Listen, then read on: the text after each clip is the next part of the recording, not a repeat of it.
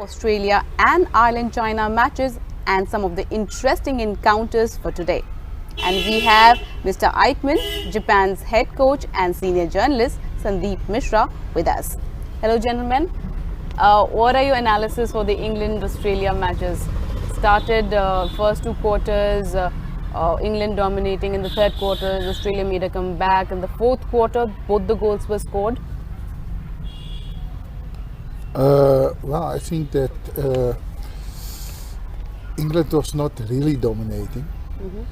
Australia wanted to play a too high pace, made many unforced errors because they were eager to win this one. And actually, both matches were special matches, and Australia-England is always on target. They want to beat each other badly, and Australia had the benefit of that they are changing their team now. They have young players, a lot of energy, and they always were energetic. So they make many mistakes in matches, but at the end they keep on going, and that's why in the last quarter they could score their goals. Also because England had to come, so there was more space. Sandeep, the first two quarters, both the teams were neck and neck, and then Australia showed their pedigree and why they are the defending champions, and then scored those two goals. No, I think I was clearly disappointed with England's approach probably in this match. They've played some very close games over the last couple of years, 3 years, and we've seen them play some astonishing matches where the pace and the skill and the speed has been almost like, you know, if you can ever put a percentage point to it, it's always been 70-80% of high pace. But I think they just couldn't get going. I was a little disappointed in the sense that the midfield was still making some moves, but hardly any channels were opening up on the left or the right flank, and they were not making those penetrative moves that England can push a ball through the striking circle. Australia distinctly unlucky in the first two quarters, though they dominated the game, but at the right time, you know, the reigning world champions, they came up, and the fourth quarter was somewhere where they got those goals. But having said that, a point I thought, I don't know if Aikman would agree to that, was I think a couple of goals there were just let in.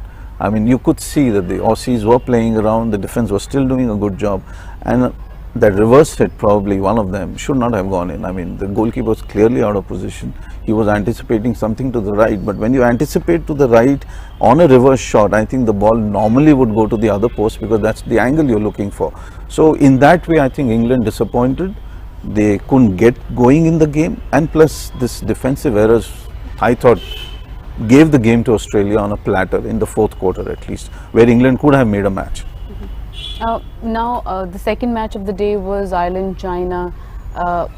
They played a close game and ended up, drawing the match. How do you see that particular match? It was from both sides a good match. China was defending. They were well structured. They put a lot of pressure on the ball possession of Ireland. Ireland they attacked more. They had also some chances, but they were unable to convert those. And well, at the end, China was able to hold position, and I think it was deserved. The draw was deserved, although Ireland was the team who was attacking most. Sandeep, how do you see that match? And now China will play Australia, the defending champions. I'm excited for that match, knowing the fact that, you know, China has tested England and Ireland, and they've kept it, they've drawn both the matches. How do you see that particular match and their match against Ireland? I think looking at the pool now, China's got 2, Ireland is on 1, so they're stuck there a bit. I don't see really China making too much headway against Australia. They may probably try and hold them to a quarter or so, but thinking anything more beyond that would probably have Australia play at 20% of their game, which is not possible. The Irish are extremely robust. You know, they create moves, they know how to go in, they are physical also in so many ways. They should have closed the game in the first two quarters. They had ample chances to have a 2-0 scoreline out there. And I think those missed chances is what China took confidence from. And with Kim Sang sitting there, you give him a little bit of an inch and he's going to take a feet off you. And that's exactly what he did, because he changed the formation a bit. That 1-1 draw, I think in the end justified it. It actually justified it. If you're not going to take those chances in the first 2 quarters, Ireland's got to blame for themselves, and the players were showing it. I mean, they were an angry lot because they knew they could close that game. I think they let China off, and now it's going to be down to Ireland versus England for the points. Yeah, so they're all stuck there. 1-1 England, and China's on 2, Australia's on 6. So the pool is clear for Australia at least. I think they'll end up with 9, and China is going to stay on 2, which means that England, Ireland are the ones who probably, if they draw, then again it's 2-2 and on goal averages. But I think if England wins that game, then they're through with 3 points. Sir, I'd like to ask you about China. They're making their debut this World Cup, the first game that they played and the second game that they played. As a coach, how impressed are you by their play? I'm not really impressed by their play, because this is what they can do. And this is the Inner Mongolia team, which is a team who is a long time together. And in China, it's the winner of the national games becomes the national team. Although Inner Mongolia didn't win, but they were second, they lost on shootouts. Suddenly they are here as the national team. So it's a team which is used to play together. They have some weak spots in the team. They have some very good players as well. So the tactical balance and the way to play together, it's well known for them. And as they do, they play a very defending game. They can stay in structure and they can make it difficult for everyone. They are fit, and because of their fitness, they could create a lot of ball pressure. And that's where Ireland had problems, because they are not used to be the team who has to make the play. Ireland are fighters, so when they have to fight, they do a very good game, and when they counter-attack, then there's space enough, and then they can perform. But the moment they are the ones who have to lead, it becomes more difficult, because every mistake they make is a counter-attack chance for China, and that makes it very difficult for them to take lots of risk. So it was an exciting match. I enjoyed it a lot because it was a clash of styles, and actually it was China played like Ireland used to play before, but now they are moving up. That means that they have to change their playing style also. Gentlemen, before we move towards today's matches, 2 big matches for today, I'd like to ask you, Sandeep, you've covered 7 World Cup, this is your 8th World Cup. What is your analysis of the World Cups that has happened, and do you think that this is one of the best World Cup that has been organized? You see, there are a couple. I really enjoyed Utrecht in '98. Because the crowds come. At the end of the day, it's the crowds. Even the last World Cup, Hague, you had massive crowds, and I still remember 6,000, 7,000 odd for the India matches also. And a lot of people there were actually saying even Bovelander, who had he probably had a stall there for his own company. He sent some 150, 200 out there to watch Sardar to be able to understand how the guy plays. In terms of organization, I think Europe definitely does a great job, because for them it's something that they regularly do. In terms of the World Cups that have happened in India, we've only watched. I didn't see the Bombay one, which was way before. So 1982. Yeah. So 2010, I really don't think so. Was organized that great. This, in so many ways, is a pleasure to watch. It's a great World Cup for fans because of the way the stadium has been created, the seating especially. At the end of the day, leave the media apart, leave the team and the players. The team and the players are the most important ingredient out there, but the fans should enjoy it, and I think they are really enjoying this World Cup because of the way the whole stadium has been structured. In so many ways, it's up till this point. The matches have been going, I would say, to form. But it's been an extremely enjoyable World Cup in terms of watching it, definitely. Sir, you've watched a lot of World Cup. How different is this one? Well, I think this is an amazing World Cup, and it's very well organized. The facilities are the best we ever had. What I also like is that it's a friendly World Cup compared with Delhi. Delhi was unfriendly, cold, no atmosphere, nothing. It was a disaster. And looking at this World Cup, I think this is what we expect from India, but normally you should expect a little more disorganized World Cup, and that isn't it. It's very well organized. Everything is smooth. The crowd comes in and it goes quickly. They leave the stadium smoothly. There's no traffic jam. It's well organized. The teams are they are served the best way they can. The stadium facilities are excellent. The way they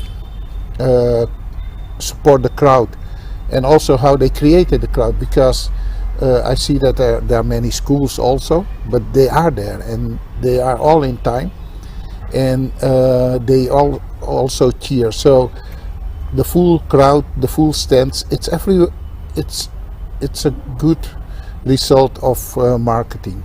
So I think that the marketing wise this is done very well. And also if you look around the city, all over you see the billboards of hockey and the paintings and everything. I have never seen something like this before, and I have seen lots of World Cups. So I think that this is amazing, and India should be very proud of this, especially Bhubaneswar and the state, because I think that the people makes it, as you said. Yeah. It's the crowd who makes it, and this is hockey advertisement.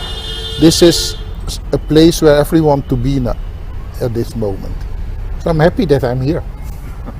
Coming back to today's matches, where we have Netherlands versus Germany, the winner of this match will top the pool and qualify for the quarters. How do you see that match?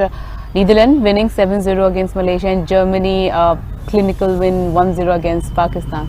They've been, I mean, Eichmann probably the best to comment on Holland. There have been some extremely close matches between the two, and I still feel, looking at both the games, though Germany always, you know, has this whole capability of suddenly pushing itself up. Levels go up by almost 40% in some games, which are tough. They have a massive history of rivalry, Germany and Holland. But I still pointed out towards Holland because of the way they have been playing over the last 1 year. Max, after taking over the team, has really put in a massive effort to bring some speed, some pace. They always had Stefan Wien, and all these players really had some really good pace. But this particular team, with there's one question here that probably Eichmann can later on reply: is this height in the Dutch team? They're all 6'2", 6'3". You know, probably one of those guys looks even 6'4".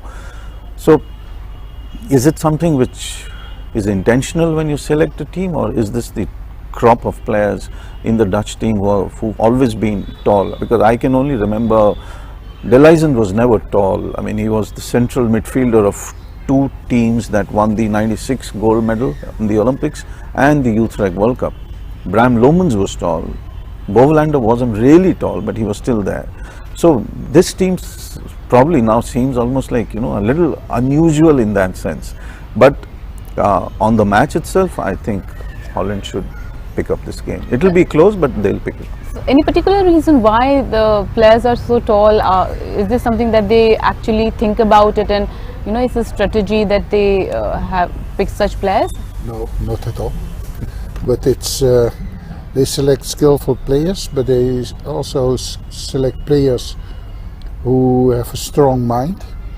The competition in Holland is huge, and well, I think that all the players are fast, they are agile, they are creative, they are able to play on different positions. That's very important, that they can do more than one position, and they can read the game because they have to make the quick decisions.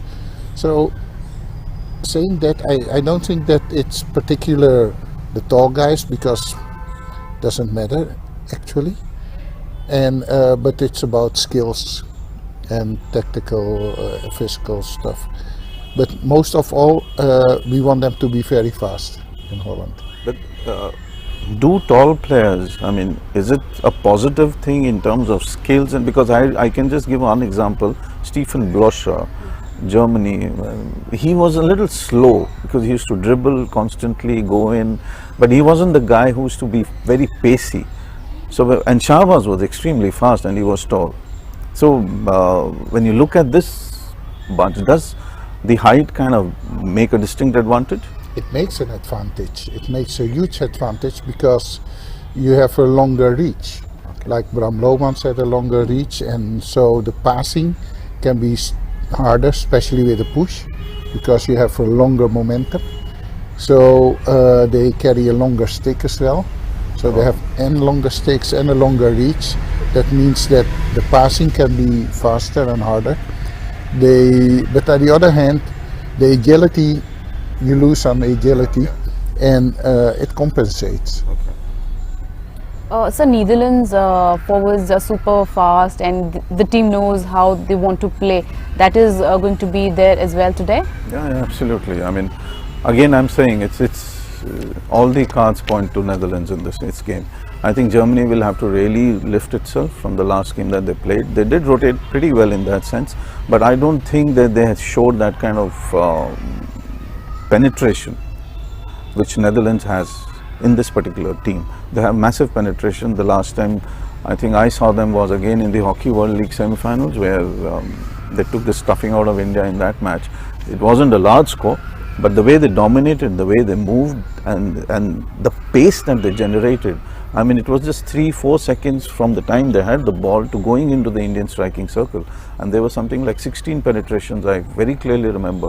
It was a very superb, in that sense, a very superb exhibition of pace, skill, and how to score goals from positions where you can't even imagine that a goal can be created. I think in that sense, Holland has a very solid team right now. So how the Germans will take today's match, and how differently will they play today's match, like the way they played against Pakistan? Will it be totally different? Strategies will be totally different? Yes, of course, it's a total different playing style. Pakistan plays a different type of hockey. They play Asian hockey. Holland plays Western hockey. They are more used to the tactical play. It will be more tactical. Germany has their assistant coach is a Dutchman, so Erik Verboom. He is training the team. So I think that the team will be well prepared. But there's a huge difference that Holland had more competition the last year, and Germany only played the European Championship. So they are lacking competition. They had 17 days to prepare. So they have to grow in this tournament, and that will happen. So they will be better than the last match, but that will not be enough to win now. But that's not their aim. I think at the end they want to play best four, and they will be there. The second match of the day will be Malaysia versus Pakistan. Oltmans is now the Malaysian coach who knows how the Pakistan team works, because he coached the Pakistan team before taking the job with the Malaysian team. Will that help? Yeah, of course. Helps always. I mean, the amount of knowledge you have, but I think this is a very different game. I think this probably also has a little bit of a personal touch to it in so many ways for Pakistan. I do believe that there are a lot of people out there disappointed and a little bit angry also in the way he suddenly just jumped off and went to Malaysia. Oltmans clearly knew that Pakistan was playing the World Cup. And coming down to the match, I think it's going to be extremely close. It's going to be extremely close. I think Pakistan is going to do all they can to take this encounter. It's, as I said, a win is paramount in terms of the World Cup, but the win will come with a lot of satisfaction if they can beat Malaysia, which is basically Oltmans' Malaysia. So I still feel that Malaysia has the team to take it. They have been performing extremely well for the last 2 years. You played them in the Asian Games final. Yeah, so you know so much about Malaysia that probably none of us can even think right now. But it's a close encounter. I really can't predict the result in that sense. I think Eichmann's best position to do that. Yes, sir. Can you please elaborate on that, what Sandeep sir is saying? Yes, I can. Firstly, I think that Altmans knows Pakistan, but as Mohammad Irfan said, we know all Altmans because the players know him too. Because I asked them the same question. I told them that it might be a hard one. They said, no, we know Altmans as well. He knows us, but we know him. And if I look at the progression of Pakistan, they improved more than Malaysia did. At the Asian Champions Trophy, Pakistan was better than Malaysia, and then the switch was just made. And I think that the players really want to win this one for many reasons. And one of those will be because Altmans is there, but also because if they miss this one, it's over. Pakistan hockey is on a point of no return. So if they win, hockey can grow and there's a future. If they lose, it will be very hard to come back, and it will be a difficult one for them. So because they have to find funding, they have to get the crowd in, so it will be a difficult one for Pakistan. And looking at their performance, I think they have a good chance. Or Malaysia have to change dramatically from the first match, because I think that they were no match in the first match against Holland, and it will demand a lot of Malaysia. So it will be an exciting match because it's this time two Asian teams together, so it's a different style again, a different way of hockey. But at the end, I think if Pakistan can deal with the circumstances, they will win. But coming back to that coaches thing, in the global community of all of you coaches, what was the reaction and when Altmans left Pakistan to go to Malaysia, knowing fully well that this team is going to the World Cup? So was it a betrayal, would you call that, or do you think this is a professional decision? Let's say that it should be a professional decision from Altmans. So I think that is. But emotionally, it will feel like a betrayal from the side of Pakistan, of course. But I don't know the ins and outs. And what really was going on is that Pakistan had no funding. They were in serious trouble. They were saved last minute by the sponsor, and before that it was even the question if they could come to the World Cup, because the players were not paid. There was a lot of fuss about it. So I'm not sure if it was a real betrayal, but because players themselves wouldn't play if they were not compensated. So there might be an understanding about that. So you can say that it's professional. On the other hand, knowing that both teams will be at the World Cup, let's say it this way, I wouldn't do it.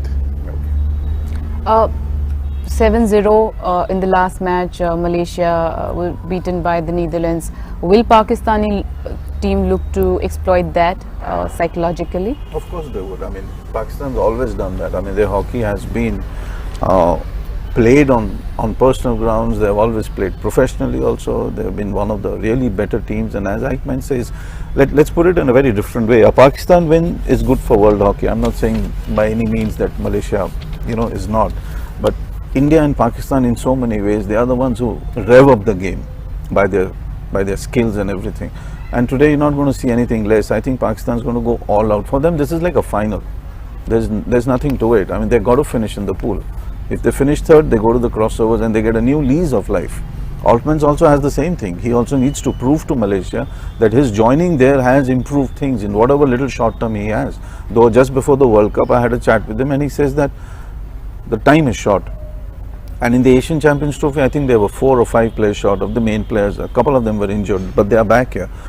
But to have the team not play this game at their level that they desire, or whatever Malaysia has, will be a massive setback for Altmans also. Let's take that for granted. It's not going to be easy for him. But I do feel Pakistan can push because they have that mental edge always of 10% in a game, and I think they might push it through. Quickly, your prediction for both the matches? Netherlands for sure in the first one. I really don't see Netherlands losing this game, not at all. It could be close, but I don't see them losing. And here I'll still pip a little bit to Pakistan. So, your predictions? Netherlands will win from Germany, and it will be with 2 goals difference, and Pakistan will beat Malaysia. I'm sure about that. Now we'll see how the pools are set up right now. Pool A, Argentina tops with 6 points, and where does that leave New Zealand and Spain with both the teams, with New Zealand being on 3 points and Spain just on 1 point? Well, I think New Zealand will play. They will become second because they will control the game, and Spain has to come, and that makes them very vulnerable. And what they will do, they do a lot of running with the ball, and that doesn't work against New Zealand. New Zealand they have a strong defending unit, and I think that they will counter-attack and they might win the match too. You also feel the same I thing? think Argentina is virtually through. They'll probably just win the next game, go to 9 points, top, go to quarterfinals directly. And New Zealand they're on 3 now. Yes, they are on 3 So points. I guess one can predict a win for them in the next game, but they are now looking forward to it and finish second. I think the main thing is for the 3rd spot out there. In Pool B, Australia has already qualified for the quarters. Now, what are the possibilities for England? Because England now plays Ireland on 7th of December. That's going to be a close one, I reckon. I have strong worries for England because I don't see them win from Ireland. I don't see them win from Ireland because things have changed in GB, and in the past the best players from Ireland always went to England to join the GB squad. It's not happening anymore, and the players they really want to beat England, so they will fight more, and they have that desire more than England has it. And another part is that the England team is, for me, they are too old. So they cannot do better than this. You mentioned that before they were very fast. Yeah. They don't have that speed anymore.